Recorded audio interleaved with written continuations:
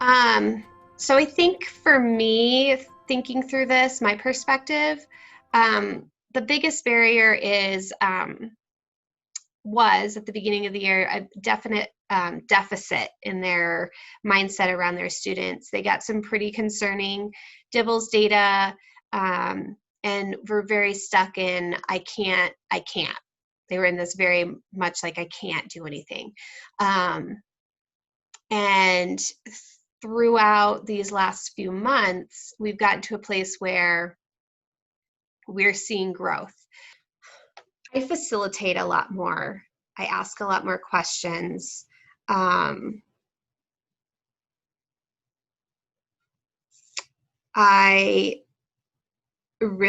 think about ways that I can impact their instruction by prepping for the meeting. Our link to our document for how-tos, let's take a second just to kind of reframe where we've been. Things that you prioritized were a hook, introduction, steps, and conclusion. And further down, we had the learning progression about where we are and the lessons we're teaching. So the question for today is, how are we going to know, and this might get even more trickier because we are heading into remote, but how are we going to know that they're hitting these targets? So how are you collecting evidence remotely on their writing? Pictures through Seesaw. Anything else, Sarah, other than pictures through Seesaw? No. And obviously based on what we see there, I mean, individual one-on-one sessions if they need it. Mm-hmm. And they really are about the planning piece and not so much about the assessment piece and how am I gathering data along the way. Do we have a rubric for that, for this writing? Yeah, Linda and I made one up. Did I grab it now? If I can find it. Is it virtual? Is it?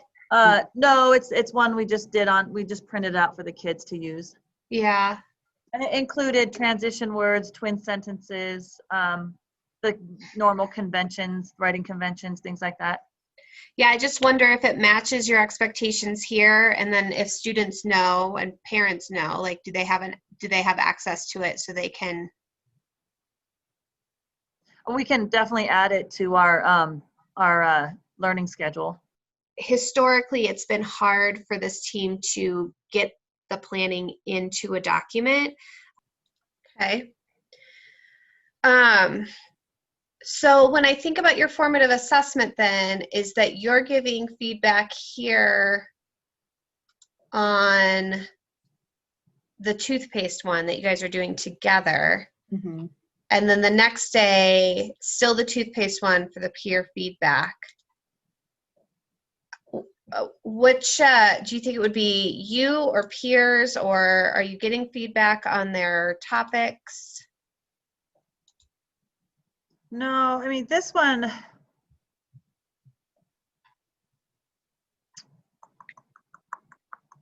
I just was going to be like a whole, when they're done, kind of give feedback at the end, but I try to have them bring data and think about their data so they can continually see the growth that they're making. Next time I mentioned, let's bring some student work samples and look at those, and are they going in the right direction?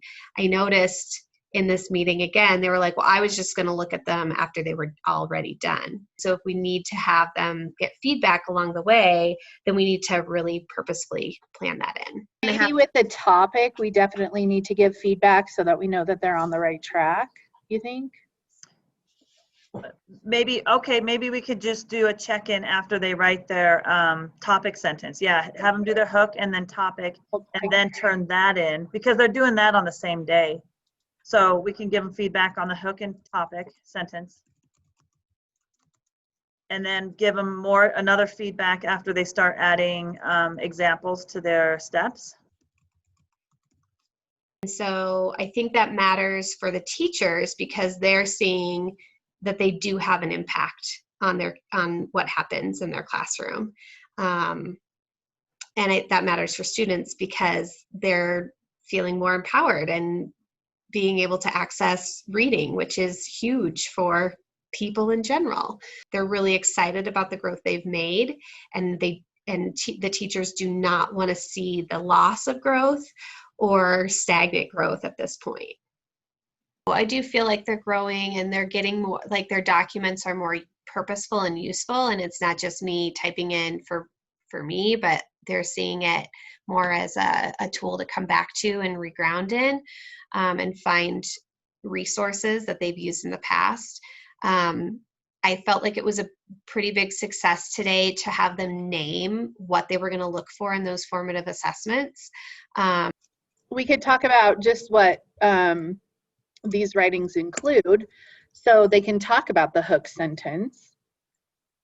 You know, we talk about any of the lessons we previously did, not just the conclusion sentence. They can talk about the hook sentence.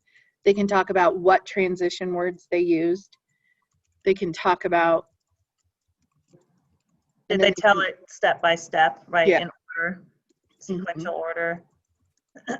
Yes, I do feel like it's making its way to students. I'm seeing that in the progress monitoring data for DIBELS. They are having many students who are not red anymore, who are green and even blue. So they're really making a difference that way. We just recently switched to writing, and so we haven't seen any kid work, you know, over time on that. So that's why I'm interested to see what happens in these next few weeks with this group.